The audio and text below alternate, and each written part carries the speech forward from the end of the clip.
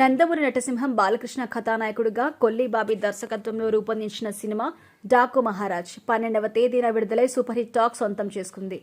Fortuner 4 cinema sitar entertainment బ్యానర్పై సూర్యదేవర నాగవంశీ, సాయి సౌజన్య 100 కోట్ల budget తో నిర్మించారు. బిజీగా గడుపుతున్న లైఫ్ లో చిన్న బ్రేక్ తీసుకుని ఫ్యామిలీ మరియు ఫ్రెండ్స్ తో ఎంజాయ్ చేయాలి అనుకుంటున్నారా? అయితే వెంటనే ఆర్మీ వెకేషన్స్ ప్రైవేట్ లిమిటెడ్ ని సంప్రదించండి. వీరి దగ్గర సరికొత్త ఆఫర్స్ మరియు స్పెషల్ ప్యాకేజెస్ ఉన్నాయి. మరిన్ని డీటెయిల్స్ కోసం సంప్రదించండి 7997979960 అలాగే 61. విడుదలైన ఫస్ట్ డే నుంచే సూపర్ హిట్ టాక్ సొంతం చేసుకుని రోజు రోజుకి మంచి జోష్ని కనబరుస్తోంది. అంతేకాదు ఈ సినిమాతో నందమూరి ఫ్యాన్స్ తెలుగులో ఏ హీరోకి సాధ్యం కాని ఒక అరుదైన రికార్డు కూడా నెలకొల్పారు అంటున్నారు.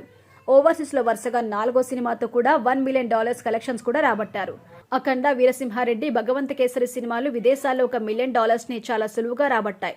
తాజాగా డాకు మహారాజ్ సినిమా తొలి రోజే ఓవర్సీస్ లో $1 మిలియన్ కలెక్షన్స్ కొల్లగొట్టి అరుదైన రికార్డు క్రియేట్ చేసింది. తెలుగులో ఇంతవరకు ఏ స్టార్ హీరో కూడా వరుసగా 4 సినిమాలు $1 మిలియన్ రాబట్టుకోలేకపోయారు. అత్యంత అరుదైన రికార్డు నెలకొల్పిన బాలకృష్ణ రికార్డుపై ఫ్యాన్స్ సంతోషం వ్యక్తం చేస్తున్నారు. బోయపాటి శ్రీను ఇక్కడే బాలయ్యకి హిట్ ఇస్తాడు అని ముద్ర కూడా చెరిగిపోయిందని కూడా గోపీచంద్ మలనేని, అనిల్ రావిపూడి, కొల్లి బాబీ కూడా బాలయ్యకు బ్లాక్ బాస్టర్ హిట్స్ ఇచ్చారని కూడా గుర్తు చేసుకున్నారు. ఇక డాకు మహారాజ్ విడుదలైన 3 రోజులకే 92 కోట్ల గ్రాస్ వసూలు చేసింది.